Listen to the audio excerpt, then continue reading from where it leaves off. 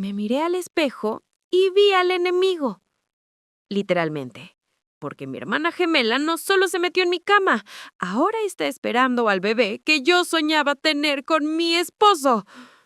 Ok, respiren conmigo porque esto está que arde. O sea, el nivel de traición aquí es bíblico, hermanas, bíblico. Si creían que sus familias eran tóxicas, espérense a escuchar esto porque van a querer abrazar a sus suegras después de lo que les voy a contar. A ver, contexto rápido para que entiendan el nivel del drama. Yo soy gemela. Y no cualquier tipo de gemela. Somos de esas gemelas idénticas, tipo juego de gemelas, pero sin la parte divertida de Lindsay Lohan. Mi hermana, llamémosla Vanessa para proteger a la inocente, queda inocente, no tiene ni un pelo, y yo siempre fuimos una sola persona en dos cuerpos. Literal, compartíamos todo, la ropa, los juguetes, los secretos, el ADN, todo, menos los novios.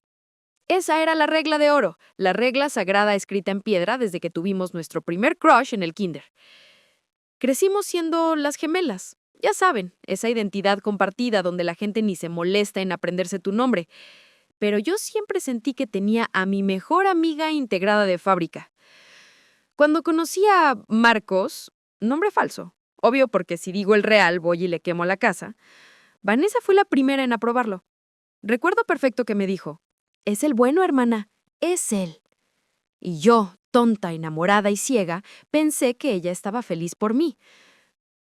Marcos y yo tuvimos la boda de ensueño. De verdad, de esas bodas de Pinterest que te hacen llorar por lo caras que son. Vanessa fue mi dama de honor. Lloró más que yo en el altar, dio el discurso más conmovedor sobre el amor eterno y la lealtad. La lealtad. ¿Pueden creer el descaro? Ahora que lo pienso, debería haberle cobrado entrada al show que se montó. Pasaron 3 años. 3 años de matrimonio perfecto. Y lo pongo entre comillas gigantes porque al parecer yo vivía en una película de Disney y ellos estaban rodando una de terror a mis espaldas. Todo empezó a torcerse hace unos 6 meses. Vanessa estaba pasando por una racha fatal. Su novio de años, un tipo bastante decente, por cierto, la dejó porque decía que ella era demasiado intensa y absorbente. En ese momento yo me puse del lado de mi hermana, obvio. «¡Qué patán!», le dije. «No te merece». Grave error. Chicas, escuchen a su intuición. Si el universo saca a alguien de la vida de tu hermana, no lo metas tú a tu casa. Pero yo, con mi corazón de pollo y queriendo ser la mejor hermana del mundo, le ofrecí quedarse en nuestra casa de huéspedes un tiempo. «Solo hasta que te recuperes, Vane», le dije. Marcos, mi esposo, el santo varón, al principio dudó. Dijo que necesitábamos privacidad, que estábamos intentando tener un bebé. Sí, este detalle es importante, guárdenlo en su cabeza. Estábamos teniendo un bebé. Y que tener a mi hermana ahí podía ser estresante. Pero yo insistí. «Es mi hermana, Marcos. Está destrozada. ¿Cómo la voy a dejar sola?» Y él, cediendo como siempre hacía, o eso creía yo, aceptó. Las primeras semanas fueron normales. Vanessa estaba deprimida, se la pasaba en pijama comiendo helado. Yo iba a trabajar, Marcos iba a trabajar y por las noches tratábamos de animarla. Hacíamos noches de pizza, veíamos películas. Todo muy familiar, muy Modern Family. Pero luego la dinámica empezó a cambiar. Y fue tan sutil, tan lento, que si parpadeabas te lo perdías. Empecé a notar que Vanessa ya no estaba tan triste cuando Marcos llegaba del trabajo. De hecho, se arreglaba. No se ponía un vestido de gala, obvio, pero ya no era la pijama de ositos llena de manchas de chocolate. Ahora eran shorts cortos, camisetas de tirantes, casual, pero arreglada. Y perfume. Empecé a oler mi propio perfume en ella. Cuando le pregunté, se rió y dijo, «Ay, hermana, es que se me acabó el mío y te robé un poquito, ya sabes que lo tuyo es mío». Lo tuyo es mío. Esa frase me resuena en la cabeza como una campana de iglesia. Luego vinieron las coincidencias. Yo tenía que quedarme hasta tarde en la oficina un par de veces a la semana por un proyecto grande. Antes, Marcos me esperaba despierto o me iba a buscar. De repente empezó a decirme, No te preocupes, amor, toma un Uber. Estoy muy cansado. Pero cuando llegaba a casa a las 10 o 11 de la noche, los encontraba a los dos en la sala, riendo, con una botella de vino abierta. La primera vez no dije nada. La segunda sentí un piquete en el estómago. Ya saben, ese sexto sentido de mujer que te grita ¡peligro! Les pregunté qué celebraban. Y Vanessa, con esa sonrisa que es idéntica a la mía, dijo, nada, solo estábamos platicando de viejos tiempos. Marcos me estaba contando de sus viajes antes de conocerte. Y ahí, justo ahí, me sentí excluida en mi propia casa. Pero inmediatamente mi cerebro racional, ese que a veces es nuestro peor enemigo, me dijo, no seas loca, son tu esposo y tu hermana gemela. No seas celosa, qué bueno que se lleven bien. Maldita mi racionalidad. Las cosas escalaron. Vanessa empezó a hacer cosas que eran mías. Empezó a cocinar los platos favoritos de Marcos, esos que yo le hacía en ocasiones especiales. «Ay, encontré la receta en tu cuaderno y quise sorprenderlos», decía con cara de ángel. ¿Y Marcos? Marcos se lo comía todo, literal y figurativamente. «Está delicioso, Vane, casi mejor que el de tu hermana», llegó a decir una vez en broma. Casi le clavo el tenedor en la mano, se los juro. Pero lo peor no era eso. Lo peor era la intimidad emocional que estaban construyendo. Empezaron a tener chistes locales. Se miraban y se reían de cosas que yo no entendía. Si yo entraba al cuarto, se callaban. Y cuando les preguntaba, ¿de qué hablan?, me respondían al unísono, de nada, tonterías. Yo me sentía cada vez más sola. Y lo más triste es que estábamos intentando embarazarnos. Llevábamos meses buscando un bebé. Cada mes que me bajaba la regla era una depresión total para mí. Yo lloraba en el baño, me sentía defectuosa. ¿Y dónde estaba Marcos?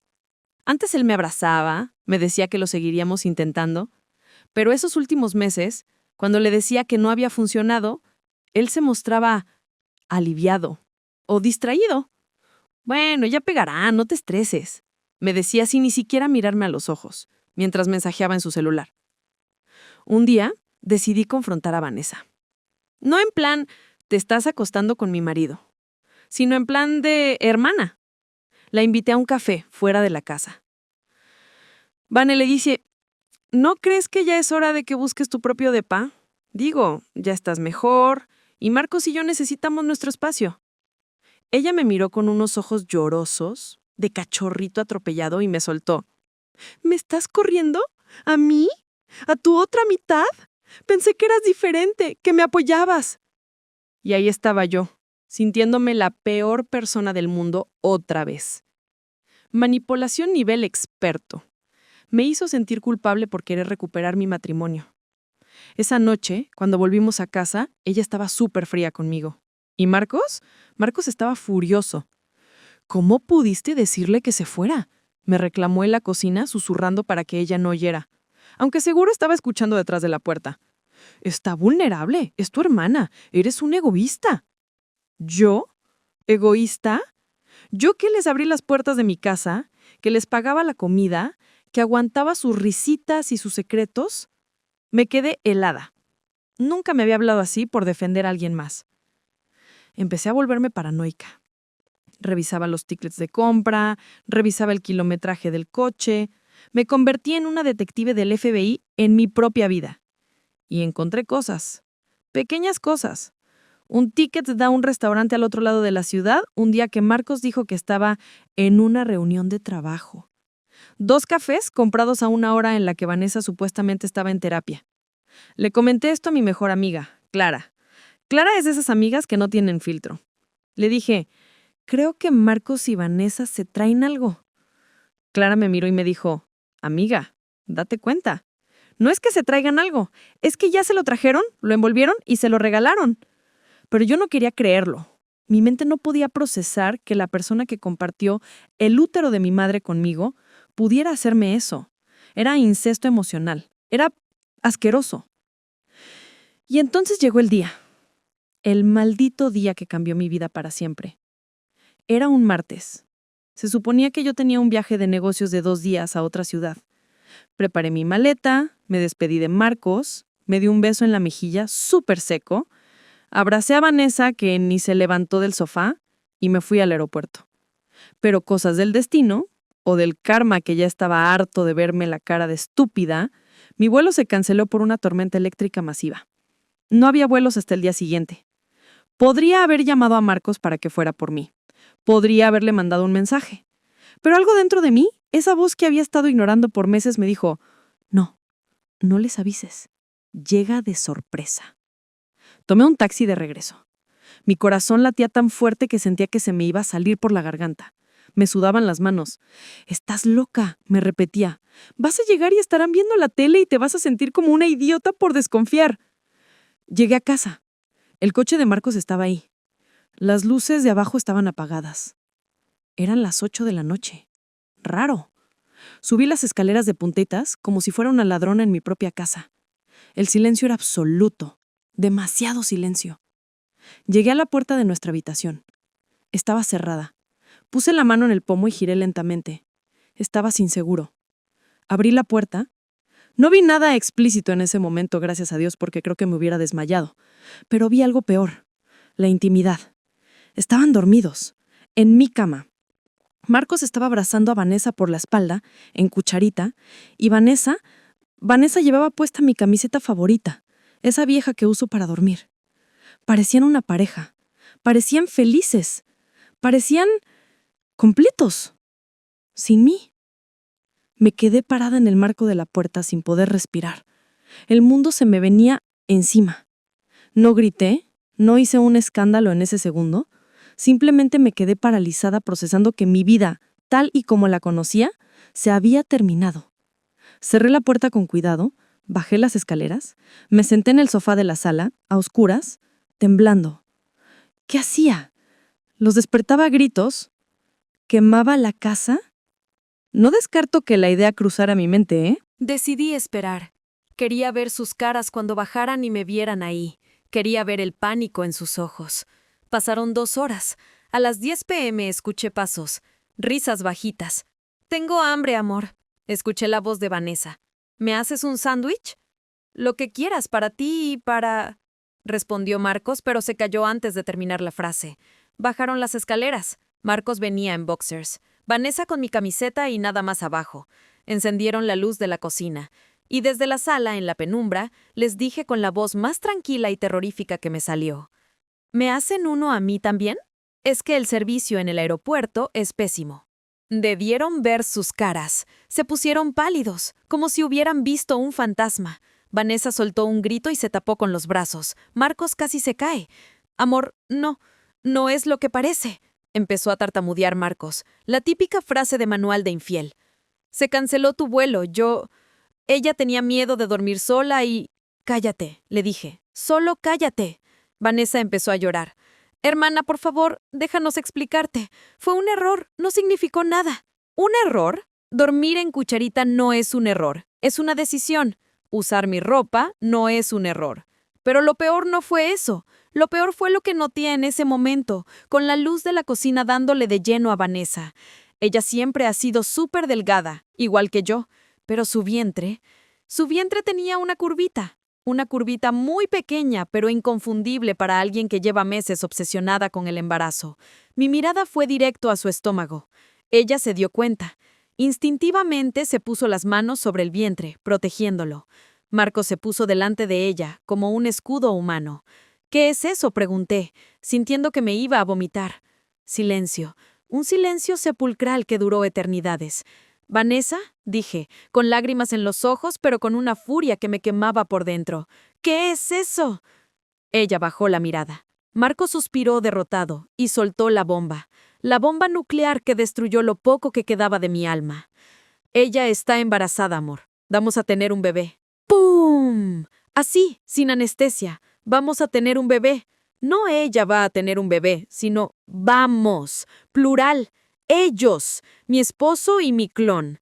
En ese momento todo se volvió rojo. Literalmente sentí como la sangre me subía a la cabeza. Grité como nunca en mi vida. Les dije de todo. Rompí un jarrón que estaba en la mesa de centro.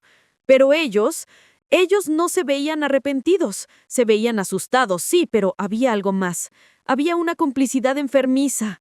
Marcos la abrazaba y le decía, tranquila, le hace daño al bebé, tranquila, ¿le hace daño al bebé? ¿Y a mí? ¿Qué hay del daño que me están haciendo a mí? Salí de esa casa esa noche y me fui a un hotel. Me llevé el coche y las tarjetas de crédito. Sí, soy dramática, pero no tonta. Pasé 3 días encerrada, ignorando sus llamadas, sus mensajes de tenemos que hablar, somos familia, podemos arreglarlo. ¿Qué arreglar? ¿Cómo arreglas que tu hermana lleve al hijo de tu esposo? Pero aquí viene el giro que nadie vio venir, porque si creían que esto era todo, que aquí acababa la historia con el divorcio y ya, no me conocen, y claramente ellos tampoco me conocían lo suficiente.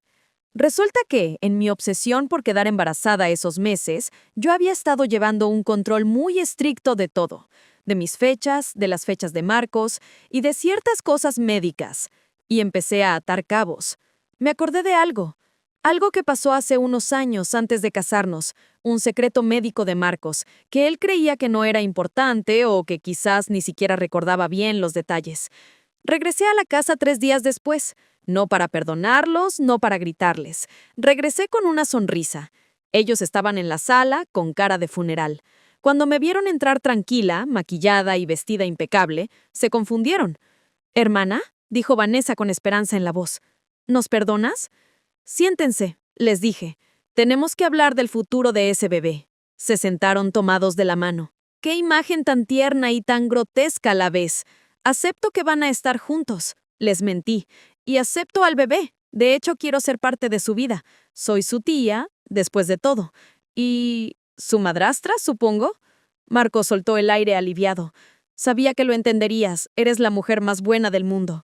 «Sí, soy buenísima. Pero hay un detalle, Marcos. Un pequeño detalle biológico que creo que olvidaste». Saqué un sobre de mi bolso. No era una demanda de divorcio.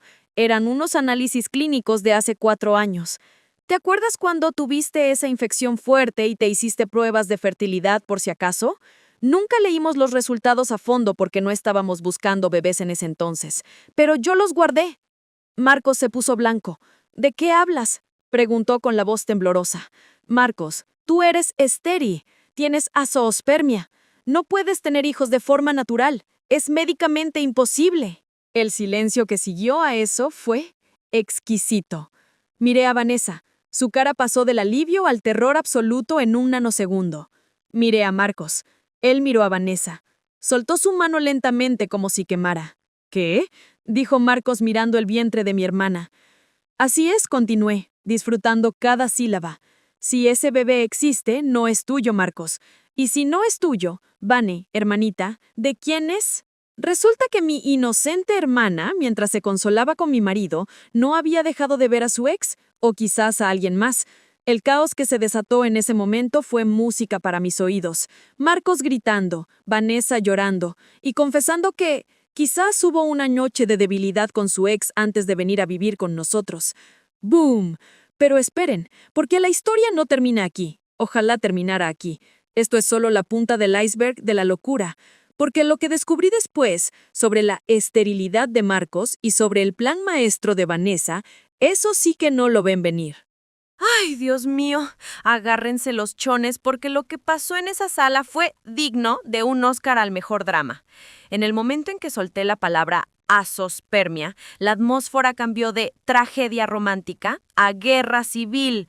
Marcos, mi ex esposo, el hombre que juraba amor eterno a mi hermana 5 minutos antes, se transformó. Se levantó del sofá como si tuviera un resorte y miró a Vanessa como si fuera una cucaracha que acababa de salir de la basura. «¿Con quién te metiste?», le gritó. «Me dijiste que yo era el único. Me juraste que esto era especial». ¿Pueden creer la audacia de este señor? O sea, el tipo está engañando a su esposa con su cuñada, pero se ofende porque la cuñada le fue infiel. La hipocresía tiene nombre y apellido, y es Marcos. Vanessa estaba en shock. Lloraba a mares con el rímel corrido, pareciendo un mapache triste. «Marcos, te lo juro, debe ser un error. El médico se equivocó. O quizás fue esa vez que vi a mi ex para cerrar ciclos y...». «Ajá, Ahí estaba, la confesión. La rata cayó en la trampa. Marcos se volvió loco. Empezó a tirar cojines. Eres una cualquiera. Arruinaste mi matrimonio, arruinaste mi vida y ahora me quieres endosar un bastardo. Yo estaba sentada en el sillón individual, cruzada de piernas, viendo el espectáculo. Me sentía como Nerón viendo arder Roma, pero con manicure perfecta. No dije ni una palabra. Dejé que se destruyeran solos. Marcos corrió a Vanessa de la casa esa misma noche, sí, a las 11 de la noche, embarazada y llorando. La sacó a la calle, le tiró su maleta por la puerta y le gritó que no quería volver a verla. Y Vanessa, mi gemela, mi otra mitad, me miró antes de irse. Me miró buscando piedad. «Hermana», susurró. Y yo, con el corazón hecho hielo, le cerré la puerta en la cara. Puse el cerrujo y escuché sus pasos alejándose. Esa noche, Marcos intentó acercarse a mí. El muy cínico pensó que, como ya había echado a la villana, él y yo podíamos volver a ser felices. Se arrodilló a mis pies, lloró, me dijo, «Amor, perdóname, ella me manipuló, se aprovechó de que estábamos vulnerables, pero ya se fue, ese bebé no es mío, podemos empezar de cero, adoptar, lo que tú quieras». Lo miré a este hombre con el que había compartido mi cama, mis sueños, mi vida, y sentí asco, un asco profundo, visceral. «Vete a dormir al cuarto de huéspedes», le dije, «mañana hablamos». Él obedeció, pensando que tenía una oportunidad. Pobre iluso. Al día siguiente empezó mi verdadera investigación, porque había algo que no me cuadraba. Vanessa había admitido muy rápido lo de su ex, demasiado rápido. Llamé al ex de Vanessa. Sí, tengo su número porque a diferencia de ellos, yo sí mantengo relaciones cordiales con la gente. «Oye, Rodrigo», le dije, «¿tú y Vanessa se han visto últimamente?» El pobre Rodrigo se quedó mudo. «No, mujer, si me tiene bloqueado de todo desde hace 6 meses. ¿Por qué?» «Por nada. Curiosidad», le dije, y colgué. Entonces, si no fue el ex y Marcos es estéril, ¿quién demonios es el padre? ¿El Espíritu Santo? ¿El lechero? Mi mente empezó a trabajar a 1000 por hora y decidí hacer algo arriesgado. Fui a buscar a Vanessa. Estaba quedándose en un motel barato de carretera, porque nuestros padres, al enterarse del chisme, sí, yo les conté todo esa misma noche, no perdí tiempo, también le cerraron las puertas. La encontré hecha un desastre. «Dime la verdad», le exigí. «Rodrigo dice que no te ha visto. ¿De quién es esa bebé?» Vanessa se rompió. Me confesó algo que me heló la sangre. «Es de Marcos», soltó entre sollozos. «Es de Marcos, te lo juro. Dije lo del ex porque tuve miedo. Cuando sacaste esos papeles pensé que Marcos me mataba si no le daba una explicación lógica. Pero yo sé que es de él. No he estado con nadie más. ¡Es él!» «¡Pero los papeles!», le dije yo. «¡Me valen los papeles!», gritó ella. «Yo sé lo que hicimos y sé las fechas. Ese médico es un idiota». Y aquí, mis queridas amigas del chisme, es donde les tengo que confesar algo a ustedes. Algo que ni Marcos ni Vanessa sabían en ese momento. Algo que me convierte, quizás, en la villana de esta historia o en la genio más grande del mal. Regresé a mi casa. Marcos estaba en la cocina, haciendo café, tratando de actuar normal. Me senté en la mesa y puse el sobre con los resultados médicos sobre la mesa, ese sobre amarillo que había causado el fin del mundo. «Marcos», le dije suavemente, «¿te acuerdas de la fecha exacta de estos exámenes?» Él se puso nervioso. «No sé, amor, hace años, ¿qué importa?» «Importa mucho». Saqué el papel y se lo leí. «Paciente, Marcos Rivera. Mi esposo se apellida Marcos Torres». Sí, lo leyeron bien. El papel era real, sí, pero no era de mi Marcos. Era un resultado viejo de un exnovio mío de la universidad que casualmente se llamaba igual, Marcos, y que sí era estéril. Yo había guardado ese papel por error en mis archivos viejos. Cuando encontré a Marcos y Vanessa esa noche, cuando mi cerebro buscó una forma de destruirlos, me acordé del papel. Sabía que Marcos no lee la letra pequeña cuando está en pánico. Sabía que Vanessa es insegura. Fue un bluff, una mentira piadosa. O bueno, Una mentira destructiva. Marcos, le dije, sonriendo, este no es tu análisis. Tú no eres estéril. Marcos se quedó petrificado. Sus ojos iban del papel a mí, tratando de procesar la información. ¿Qué? Tartamudeó. Tú eres perfectamente fértil. Continué disfrutando cada segundo. Lo que significa que el bebé que Vanessa está esperando, ese bebé que negaste, ese bebé por el cual le echaste a la calle y la humillaste, sí es tu hijo. El color se le fue de la cara. Se puso transparente. Empezó a temblar. Pero tú dijiste, balbució. Yo dije que encontré unos papeles. Respondí encogiéndome de hombros. Tú fuiste el que decidió no confiar en tu amante. Tú fuiste el que decidió creer que ella era una cualquiera antes de asumir tu responsabilidad. Tú, Marcos, abandonaste a tu propio hijo por cobarde. En ese momento, el peso de la realidad lo aplastó. Se dio cuenta de todo. Había engañado a su esposa. Había embarazado a su cuñada. Había echado a la madre de su hijo a la calle pensando que era una mentirosa. Y ahora, su esposa sabía que era un monstruo capaz de abandonar a su propia sangre. Se puso a llorar, pero no era un llanto de arrepentimiento, era un llanto de terror. Sabía que lo había perdido todo. Tengo que llamar a Vanessa, dijo, buscando su teléfono con desesperación. Ah, no, le dije, quitándole el celular de la mano. Tú no vas a llamar a nadie desde mi casa, porque en este momento tú te vas. El clímax o giro final. Lo corrí, lo eché igual que él echó a Vanessa, sin maleta, sin dignidad. Pero la historia no acaba con ellos en la calle. No. Semanas después llegó el día de la primera audiencia de divorcio. Yo llegué divina, vestida de negro como si fuera el funeral de su hombría. Marcos llegó ojeroso, flaco, destruido. ¿Y Vanessa? Vanessa llegó con él. Sí, volvieron, porque la miseria ama la compañía. Se perdonaron mutuamente porque no tenían a nadie más. Ella lo perdonó por echarla. Quiérete un poco, mujer. Y él la perdonó por nada, porque ella no hizo nada más que acostarse con él. Estaban sentados del otro lado de la mesa, ella con su pancita ya visible, él tomándole la mano con fuerza, mirándome con odio.